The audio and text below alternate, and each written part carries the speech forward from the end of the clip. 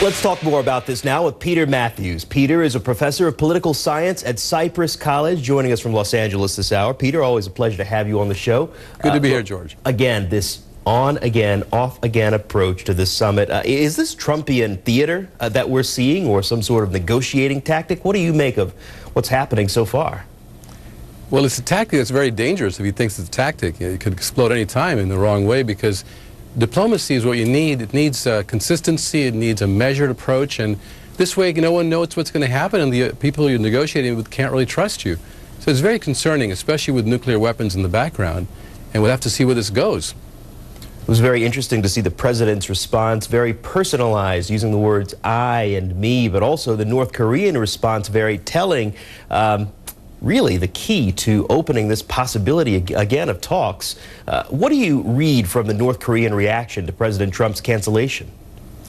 I think North Koreans are acting very sophisticatedly. They're saying, look, let's just be calm and cool about it, since Trump is not, and let's bring him back into the table so we can show that we have the upper hand here in being able to set the agenda of even meeting. Because if President Trump's walking away like that, we want him to come to the table so we can have a good deal that'll help all of us, especially the North Koreans, to be able to have equal footing to the United States across the table from each other, and to get these nuclear weapons challenges under control and have a peace treaty signed.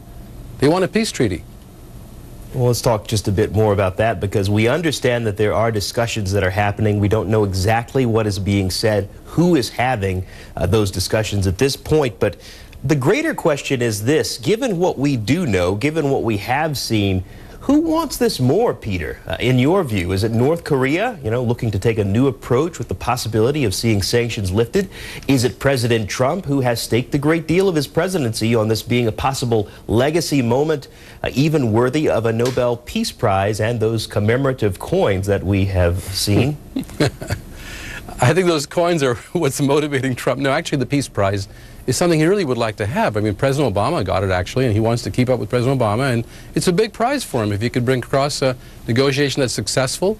But I think North Korea also wants it. Their economy is not doing well with the sanctions that have been applied against them for so long, and they are concerned about Trump's unpredictability, and he's probably showed them that he can do things that have never been imagined before. But I do believe that both sides want it to a large extent, but they have to keep their heads, especially Trump's got to keep a cooler head and not let John Bolton run the show, because John Bolton basically is the one who made this last event occur. That Trump walked away because North Korea was upset at Bolton saying that the Libya model would be used, which meant a destruction of the dictator, for example, Muammar Gaddafi in Libya, when he agreed to give up his nuclear weapons in exchange for working with the U.S. and having economic aid. In the end, he ended up getting overthrown by NATO-backed forces led by the U.S. He never got the economic aid from the U.S. So North Korea says they don't want to suffer the same fate. And they're concerned about getting this thing settled. And that was a very bad comparison that Bolton made by saying the Libya model could be used.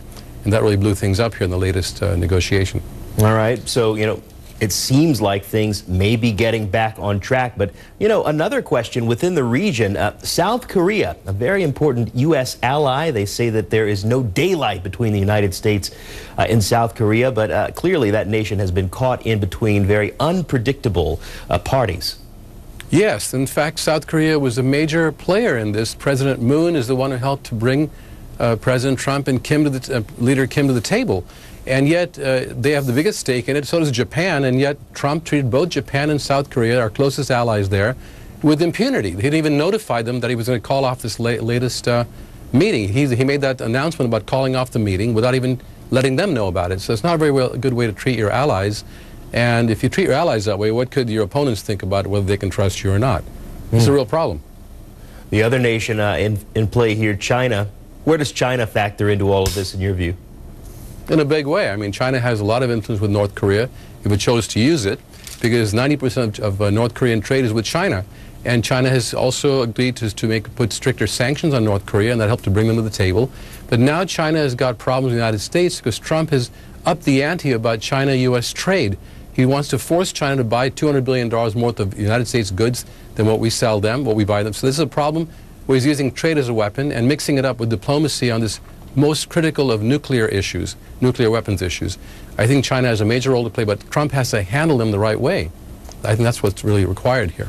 All right, we'll see where this goes in the days ahead. Peter Mathews, thanks so much for your time and perspective.